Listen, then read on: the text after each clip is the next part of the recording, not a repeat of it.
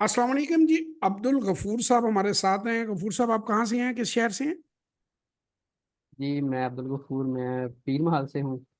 पीर सुबह महल पंजाब से से। हैं जी अब्दुल गफूर साहब।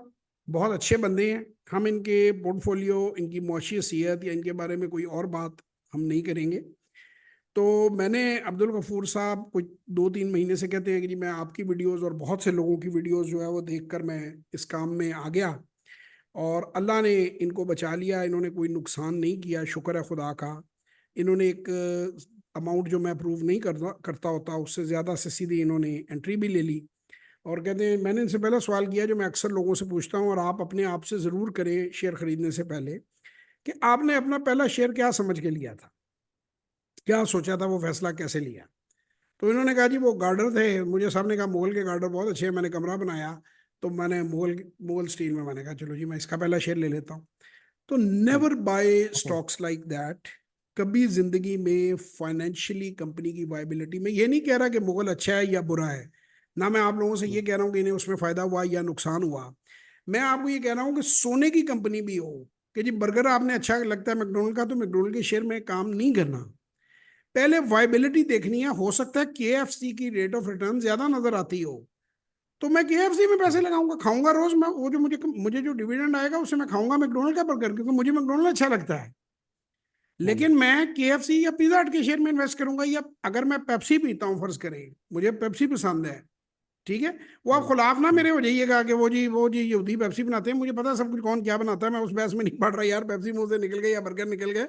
असल में हम कुछ बनाते ही नहीं है कि हम अपनी अपनी मिसाल दें, और अगर बनाते हैं तो वो लिस्टेड नहीं है।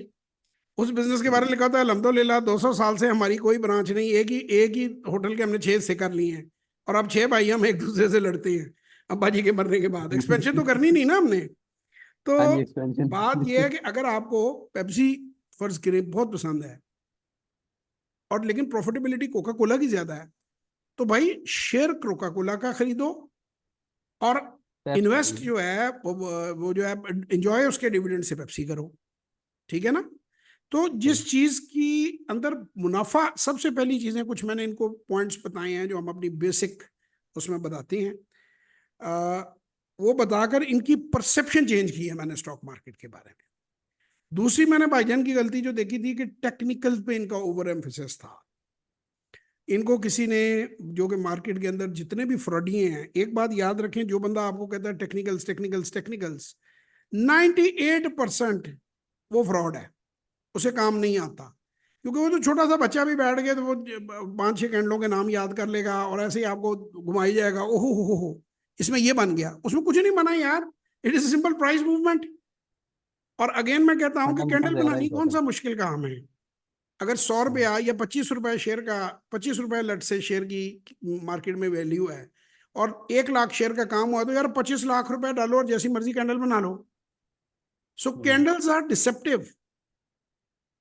ठीक है, उनमें कितना सच है कितना झूठ है ये प्रोफेशनल जज कर लेता है, वो भी एक्सपीरियंस के बाद। तो 2% टेक्निकल्स का रोल है, 98% फंडामेंटल का है। क्वेश्चन ये है कि what to buy, when to buy, when to sell, when to hold, when to rebuy, when to resell, when to add more to your portfolio, and when to start trimming your portfolio.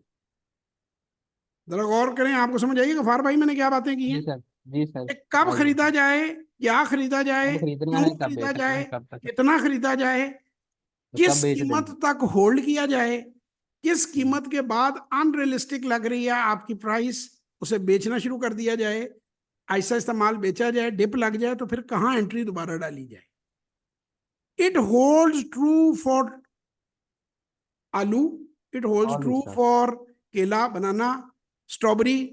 ठीक है। तो अब वो कल परसों मेरी बेटी जो है वो गई हुई थी बाहर कुछ चीजें मुझे लेने, तो वो वापसी में स्ट्रॉबेरी लेकर आई मेरे लिए। तो वो एक जो है 3 किलो उसने 1,000 रुपए की शायद, या 1,100 रुपये कुछ समथिंग लाइक दैट कुछ अमाउंट थी। तो मुझे कह रहे थे बाबा 600 रुपये पे शुरू हुआ दुकानदार। तो मैंने कहा भाई मुझे नहीं चाहिए। फिर कहता 400 की ले लें, ऐसे कुछ सम सॉर्ट ऑफ बार्गेनिंग।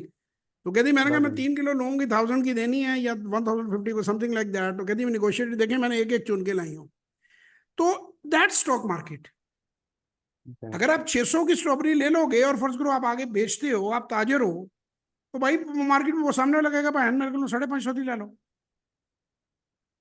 तो फिर आपको इंतजार करना पड़ेगा, 50 रुपए नीचे रेट आएगा या 100 रुपए नीचे आएगा, तो फिर आपका सौदा बिकेगा। सबर सो करना पड़ेगा, सबर हाँ, सबर इट्स बहुत जरूरी इट्स है। Beauty is not in buying selling, beauty is in buying at discount. अच्छा, अब वो अगला सवाल पैदा हो जाता है कि जी बाइंग ऑन डिस्काउंट कैसे? भैया आपको तो वैल्यूएशन ही नहीं आती, तो आपको कैसे पता चलेगा? मुझे स्ट्रॉबेरी की ट्रू इंट्रिंसिक वैल्यू नहीं पता।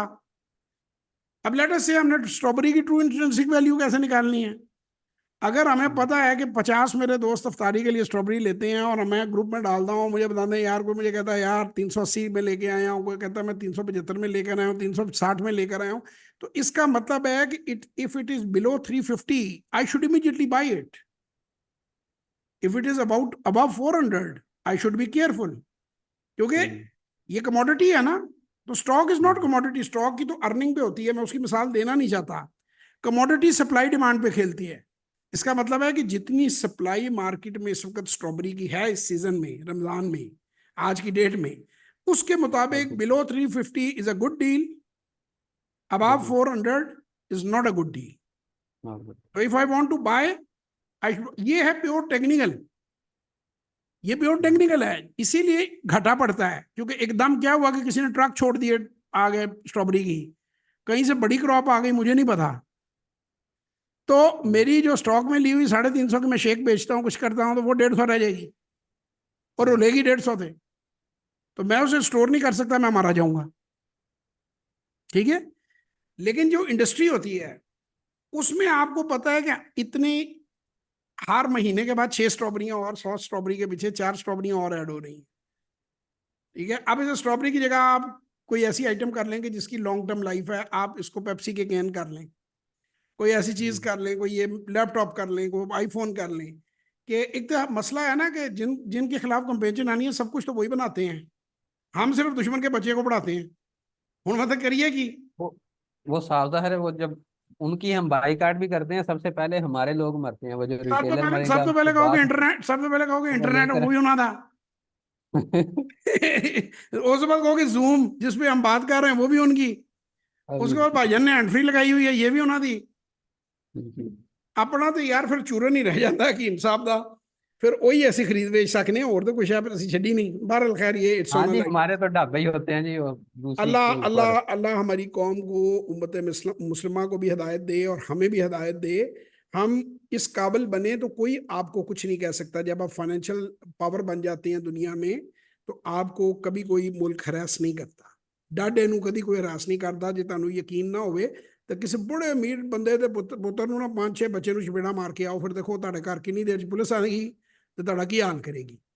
तो इधर गरीब है बेचारा है, उसको मारी जाओ, घरों में रखे हुए हैं, मार मार के उनका अशर निकाल देते हैं, कोई पूछने वाला नहीं, ज्यादा बलबा करें तो 1000 रुपए का नोट पकड़ा देती है। तो यही इनडायरेक्टली अगर आप समझिए, मैं आईआर मेरा सब्जेक्ट नहीं है, मैं इंटरनेशनल रिलेशंस पर बात नहीं कर रहा, लेकिन अगर आप अक्लमंदों के लिए इशारा काफी है। शेख रशीद साहब कहा करते थे ना कि मैं बेवकूफों से मुखातिब नहीं हूं। तो आप इकोनॉमिक पावर बने, पैसा कमाएं, कारोबार कमाएं। भाईजान आपको मैंने टेस्ला के शेयर भी दिखाए, उसकी पीई भी दिखाई, हमारी मार्केट, तो हमारी मार्केट अच्छी लगी फिर आपको उसके कंपैरिजन में? सस्ती है जी, यार मुझे बहुत सबसे बड़ी सस्ती भी इसमें है बात और होती है, अच्छा वोलेटिलिटी भी इतनी, कम है। जो अहमक होता है ना, उसका कॉन्फिडेंस इतना होता है कि बंदा परेशान हो जाता है। यानी जो बंदा बेवकूफ आदमी का कभी आप कॉन्फिडेंस देखे ना, वो इतने कॉन्फिडेंस से बात करता है, हम डबल माइंडेड हो जाते हैं यार, चेक करो यार, नहीं नहीं नहीं नहीं, झूठ बोल रहे हैं, गलत है। तो opinion of 10,000 people is of no use if they know nothing about the subject। इस बात को समझे, कोई प्रो बात कर रहा है, जो आप मैं महफिलों में बैठा हूं, तो कई लोगों को पता नहीं होता कि मार्केट को ये जानता है, ये उसका काम है। तो मैं उनसे पूछता जी कैसा काम है, वो जी बड़ा पढ़ा, जी बड़ा पढ़ा। मैं कहा तुसी कीता है? मेरे चाचा जी। मैं कहा चाचा छो, तुसी कीता है? हम्म, कहते जी नहीं। दूसरे को पूछो तुमने किया? कहते नहीं। How come you know? तो इससे सोचे समझे बगैर करेंगे, सीखे बगैर करेंगे, तो दुनिया का सबसे खतरनाक काम है। सोच कर समझ कर करेंगे तो ये दुनिया का सबसे बेहतरीन काम है कि आराम से अपनी नौकरी करी जाओ, अपना कारोबार चलाई जाओ, और उसके साथ पैसे इनकम, अपना रिटायरमेंट पेंशन प्लान बनाई जाओ। कैश का कैश है, एक दिन में जब जरूरत पैसों की पड़े बेचो और पैसे निकाल लो। आज आपकी परसेप्शन चेंज हुई स्टॉक मार्केट के बारे में। परसेप्शन चेंज हुई है। तो सर पहले मुसलमान बंदा परसेप्शन कैसे थोड़ी ना होता है? हुई हजरत खालिद बिन वलीद जो है है। वो कैसे परसेप्शन मुसलमान चेंज हुए कर थे? दी। परसेप्शन चेंज हुई। परसेप्शन चेंज होने से तो ईमान बदल जाता है बंदे का। Perception change, perception perception is change होती है। एवरीथिंग। जो सबर सबसे ज्यादा जरूरी है इस जो मार्केट में। जो परसेप्शन है वो रिलीजन के बारे में चेंज हो जाता है तो रिलीजन बदल जाता है बंदे का। हम्म। तो ये भाईजान आप सबके लिए एक शेर है बड़ा पसंदीदा, मेरे बच्चे जो है उनको बचपन से सुनते आ रहे हैं कि तेरी खुदी में अगर इनकलाब हो पैदा, तेरी खुदी में अगर इनकलाब हो पैदा, अजब नहीं कि ये चार सू बदल जाए। तेरी दुआ है तेरी हर आरजू हो पूरी, मेरी दुआ है तेरी आरजू बदल जाए। ये अल्लामा इकबाल साहब का शेर है। तो आप स्किल्स सीखें, बिजनेस सीखें, स्टॉक मार्केट सीखें, फाइनेंस सीखें, आगे बढ़ें अपनी जिंदगी में। और फिर ये जो आप जो इस तरह आप अगर समझते हैं ना कि आप किसी भी खास नेशन को, कंट्री को या रिलीजन को आप इस तरीके से आप उनसे ऊपर चले जाएंगे, तो वो मुमकिन नहीं है। ये गाने गा के मैं दुश्मन के बच्चे को पढ़ाऊंगा और मैं बड़ा दुश्मन बना फिरता है, और आने वाले दौर के इंसान बगैर बिजली गैस पानी और आईएमएफ की मदद से हमसे जीना सीखेंगे। 24th time you are entering into the IMF program. It means as a nation and your leaders have learned nothing. आपने कुछ नहीं सीखा। आज भी आटे की बोरियों के ऊपर आप तस्वीरें हैं और वो जो मुफ्त, भाई पहले तो आप आपकी तो फाइनेंसिंग ही बैलेंस नहीं है तो मुफ्त क्यों दे रहे हो चीजें यार? पहले कर्जे उतारो। सर्कुलर डेट उतरता नहीं है तो मुफ्त चीजें बांट रहे हो और कर्जा चढ़ाओगे। फिर वो क्या होगा? फिर वो कहेंगे जी आईएमएफ कहता है कि बिजली बढ़ा दो। आईएमएफ नहीं कहता बिजली बढ़ा दो, आईएमएफ कहता है put your house into order. पैसे वापस दो। गफार साहब पैसे वापस कैसे करने हैं? आप मेरे पास आ गए, आपने कहा हाँ जी मैंने जी। ₹1,00,000 दो, तो मैं कहूंगा what is the repayment plan? ठीक है आपने जी प्लान। मैं तो सब्सिडी बांटूंगा लोगों को, ₹100 किलो की चीनी जो है ₹80 में दूंगा। भाई तुम नहीं दे सकते। पहले अपनी और भी इकोनॉमी का देना कहाँ साइज था। बड़ा करो। अब इकोनॉमी कैसे बड़ी होगी? फॉरेन डायरेक्ट इन्वेस्टमेंट एफडीआई से बड़ी होगी। आप इस मुल्क में इट्रॉन गिन लें, इट्रॉन ज्यादा है, लिमिटेड कंपनियां थोड़ी हैं। 524 लिमिटेड कंपनी है सिर्फ, 524। ठीक है ना? तो आप कारोबार ही नहीं करेंगे। अगर आपका आइडियल ये है कि किसी तरह आपने सरकारी नौकरी में जाना है, 60 साल की उम्र तक जितनी रिश्वत हो सके वो इकट्ठी करनी है, उसके बाद आपने अपना बच्चा जो है कनाडा भेज देना, नेशनलिटी वहां की ले लेनी है और बाकी उम्र वहां जाके गुमनामी में गुजारनी है। ये हर पाकिस्तानी का एजेंडा है, यह हिडन ख्वाहिश है। This is their target. तो फिर कौम का यही हाल होगा ना। अगर आप सारा दिन यही सोचेंगे कि मैं रिश्वत करूं, बेईमानी करूं और मैं भाग जाऊं, तो भाई अपने मुल्क को कनाडा बनाओ, इसे अमेरिका बनाओ। इसे आपने अमेरिका बनाना है, अमेरिकन ने अमेरिका बनाया है, जापानियों ने अमेरिका नहीं बनाया जाके। हम्म। आपका जरखेज मुल्क है, पानी है, बिजली है, सब कुछ है। धूप है, जितनी धूप है आपके पास उसे सोलर सेल सही रेट से ला दो तो बिजली सरप्लस हो जाता है।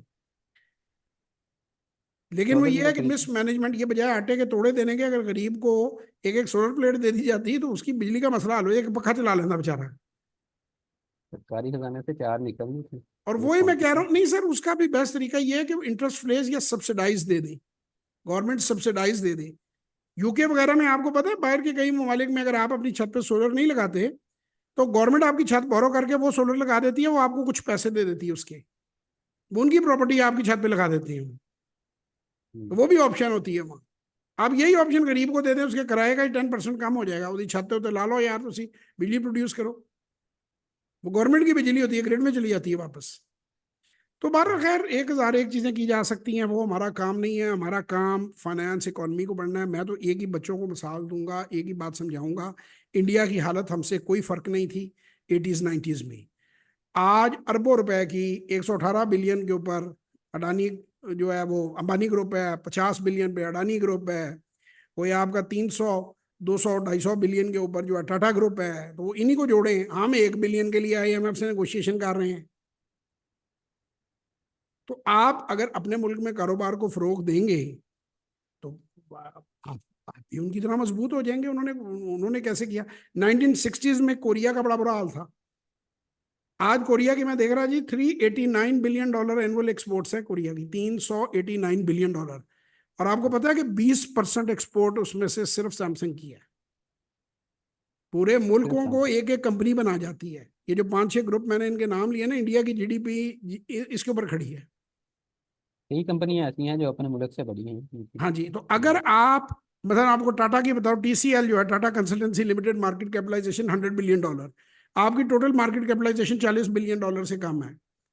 कहाँ पूरे का पूरा मुल्क खड़ा है 25 करोड़ का, और कहाँ एक कंपनी है जो हमसे डबल है, डबल हो गई ना, डबल से भी ज्यादा है। हम्म। तो इसलिए सोचना चाहिए, हमारे मुल्क के लोगों को। बहुत अच्छा काम अब्दुल गफूर साहब ने किया है, अल्लाह इसमें बरकत डाले। मैं अपने लेवल पे अच्छा काम कर रहा हूँ। लेकिन आज के सेशन से कोई फायदा हुआ, कोई वैल्यू एडिशन हुई या पहली वैल्यू गई? जी वैल्यू एडिशन हुई है जी। वैल्यू चलिए, एडिशन ये हुई है अब कि आप सही। 90 डेज के बाद हमारे पास अगर दोबारा तशरीफ लाएं, तो फिर हमें रिजल्ट्स के साथ बताएंगे हमारी टेक्निक्स पे अमल करने के बाद आप में क्या बेहतरी आई है। ठीक है जी, आप कुछ ऐड करना चाहेंगे, लोगों को मैसेज देना चाहेंगे पाकिस्तान के?